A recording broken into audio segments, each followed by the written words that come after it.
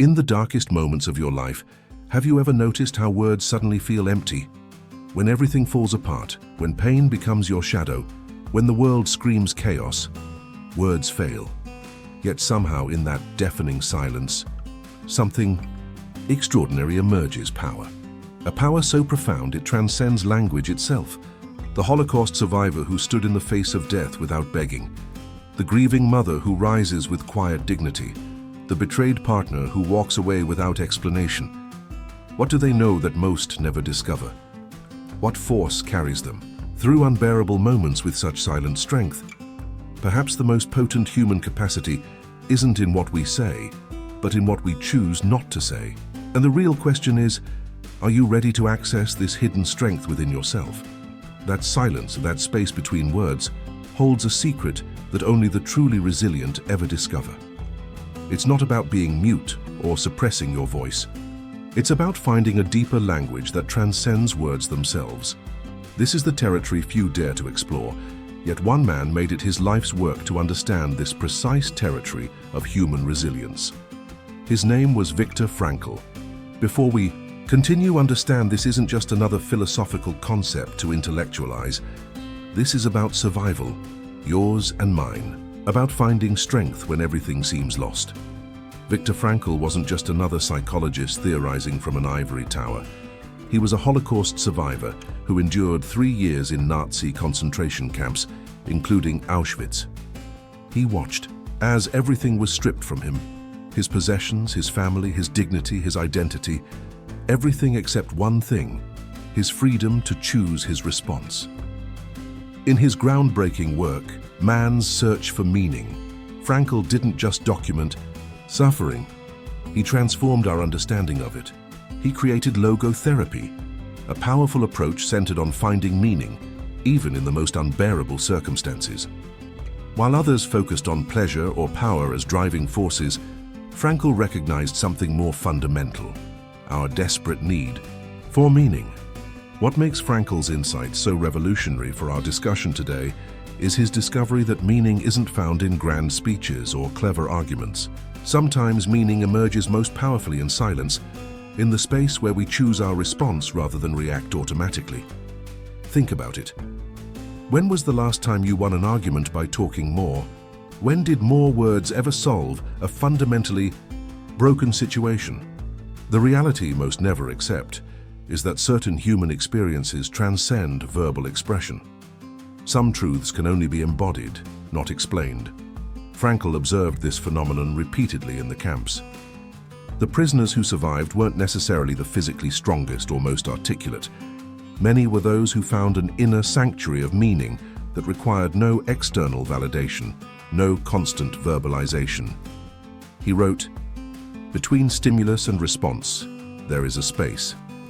In that space is our power to choose our response. In our response lies our growth and our freedom. This space, this silence, is where true power resides." In today's hyper-verbal world, we've been conditioned to believe that having the last word equals winning, that explaining ourselves grants us power, that speech equals strength. But what if the opposite is true? What if, in many of life's most crucial moments, silence is not weakness but the ultimate demonstration of power? Consider the difference between reaction and response. A reaction is automatic, unconscious, often verbal, and frequently regretted. A response is chosen, conscious, sometimes silent, and rarely regretted. The space between these two, that sacred silence, is where Frankl's wisdom lives. But let me be clear, this isn't about becoming passive or allowing injustice. This is about accessing a deeper power. The power to choose your response, rather than being driven by the compulsion to fill every moment with words that often serve no purpose beyond relieving your own anxiety. As we explore this concept further, I invite you to remember times in your own life when silence served you better than speech, when holding your words created space for something more meaningful to emerge, when your strength was found not in what you said, but in what you chose not to say. This content and the others are like real therapy sessions.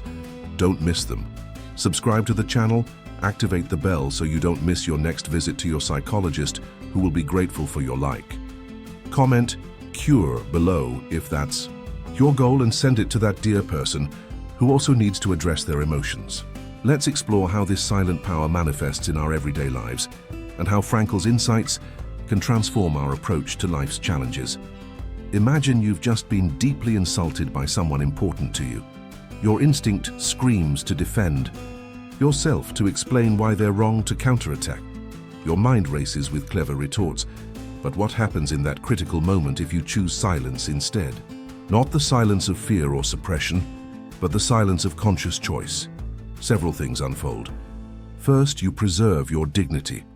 As Frankl noted during his camp experiences, dignity often came not from asserting oneself verbally, but from maintaining inner integrity when external circumstances couldn't be changed. Second, you maintain the power dynamic. The person expecting your defensive reaction now faces the unknown, your thoughtful silence, which often creates more impact than any words could. Third, and perhaps most importantly, you create space for meaning rather than mere reaction.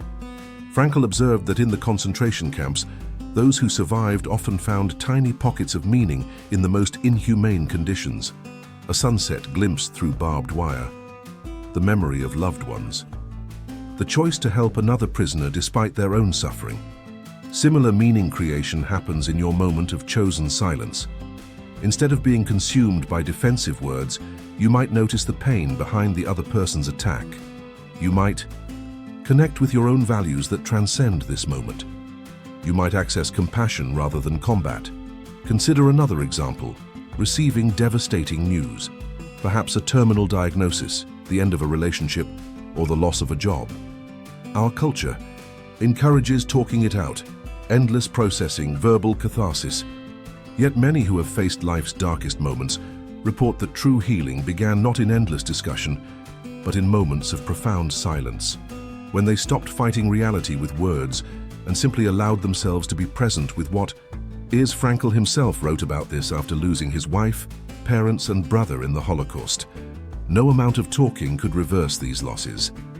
His healing came not from explanation, but from finding meaning beyond words, in his work, in helping others, in choosing his response to suffering. In both examples, we see Frankl's core insight. When we are no longer able to change a situation, we are challenged to change ourselves. Sometimes changing ourselves begins with changing our relationship to words themselves. But this approach requires tremendous courage. Our society fears silence. We fill every moment with noise, distractions, explanations, justifications. We mistake verbosity for wisdom, reaction for response. Breaking this pattern means confronting our own discomfort with the void that silence initially creates. This discomfort reveals another of Frankl's crucial insights about the modern condition: our struggle with what he called the existential vacuum, the emptiness that arises when we lack meaning. Many of us fill this vacuum with constant noise, including excessive speech. We talk to convince ourselves we exist, that we matter, that we're right. But what if true existence, true significance, true rightness comes from a deeper place that words cannot reach? Think of someone you know who embodies this quiet strength. They speak rarely, but when they do, everyone listens. They don't need to defend, explain, or convince.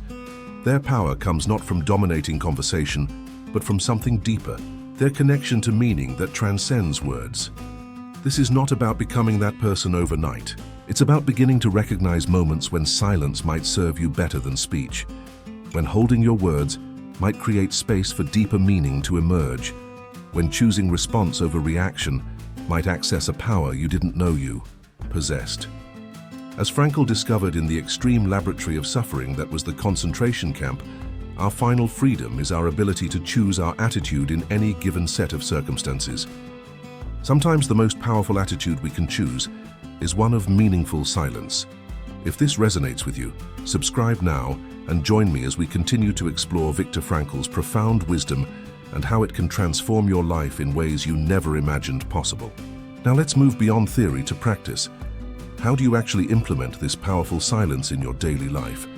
How do you access this Frankl-inspired strength when every instinct within you screams to speak, defend, explain? The first step is recognition. Begin noticing situations where your words serve primarily to protect your ego rather than communicate something necessary. Are you explaining yourself to prove you're right? Are you speaking from insecurity rather than insight? Are you filling silence because it makes you uncomfortable? Simply recognizing these moments creates a tiny space, the very space Frankl identified between stimulus and response. In that space lives your power. The second step is conscious breathing. When triggered to speak reactively, take one deep breath. This isn't merely a relaxation technique, it's a neurological intervention. That breath activates your parasympathetic nervous system, moving you from fight or flight into a state where your prefrontal cortex, the decision-making part of your brain, can regain control. Frankl didn't have access to today's neuroscience, but he intuited this connection between physiology and choice.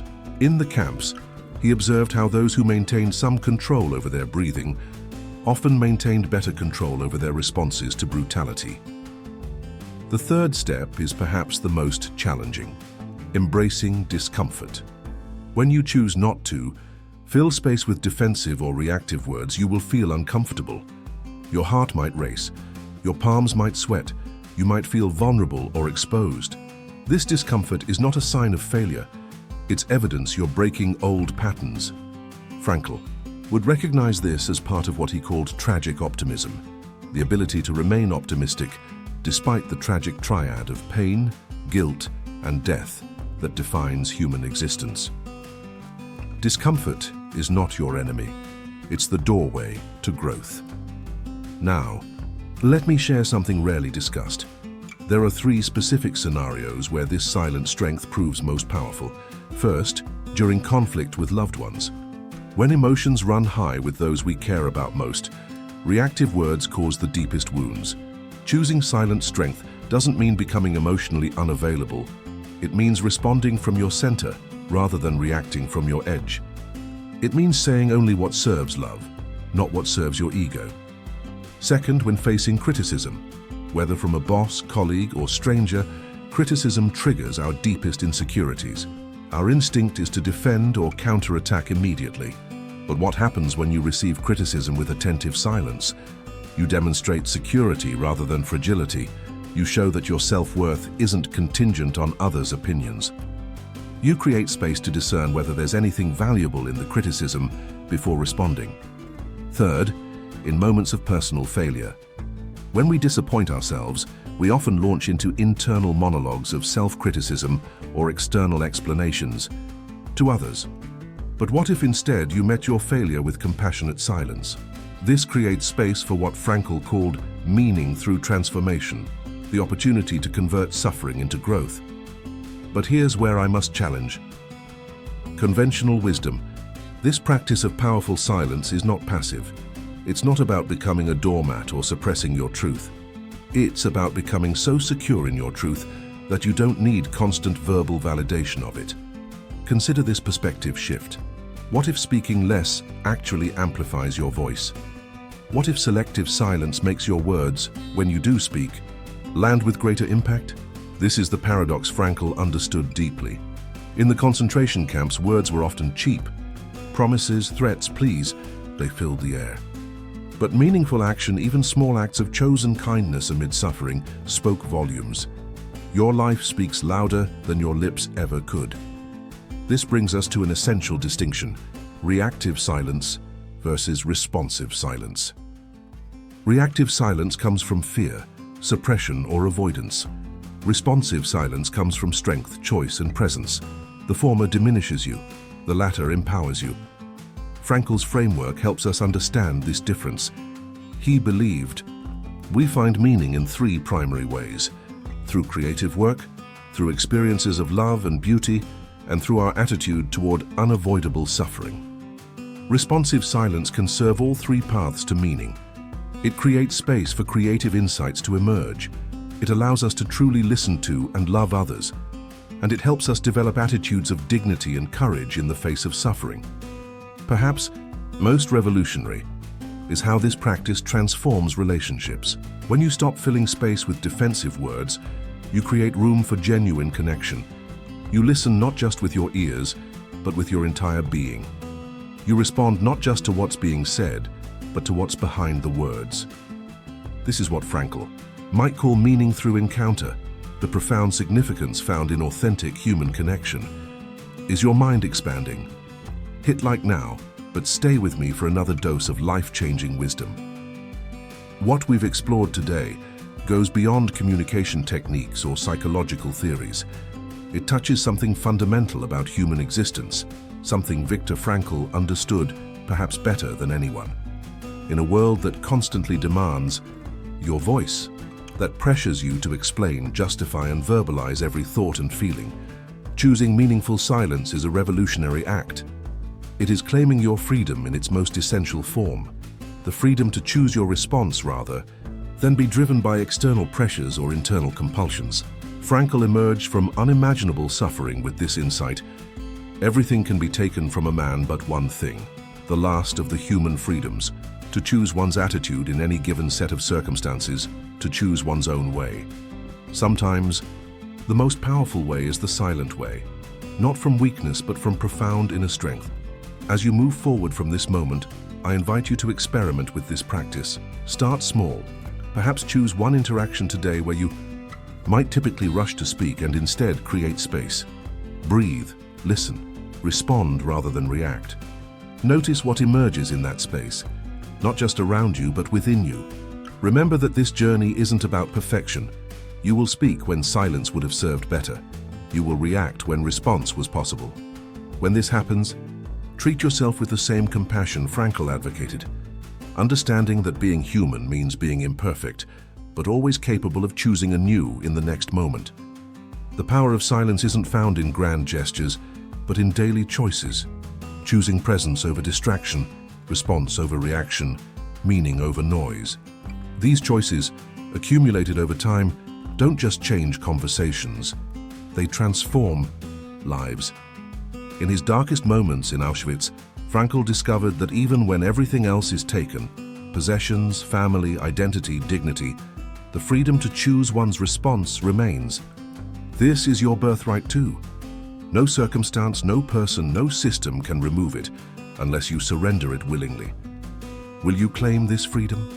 Will you discover what lies beyond words in the powerful silence of chosen response? The journey we've begun today continues beyond this video, beyond these words. It continues in your life, in your choices, in those critical moments between stimulus and response. Leave your mark by hitting the like button so this message can reach more hearts thirsting for clarity. Subscribe and turn on notifications to receive regular doses of life-transforming wisdom. Share in the comments the word freedom to vibrate together on this journey. Who knows, your unique experience might become light for others in our community. Tell us in the comments what challenges you've overcome through inner strength. Your unique story could illuminate a future video on our channel, inspiring thousands of others walking similar paths. Remember, in the space between stimulus and response lies your greatest power. Will you claim it?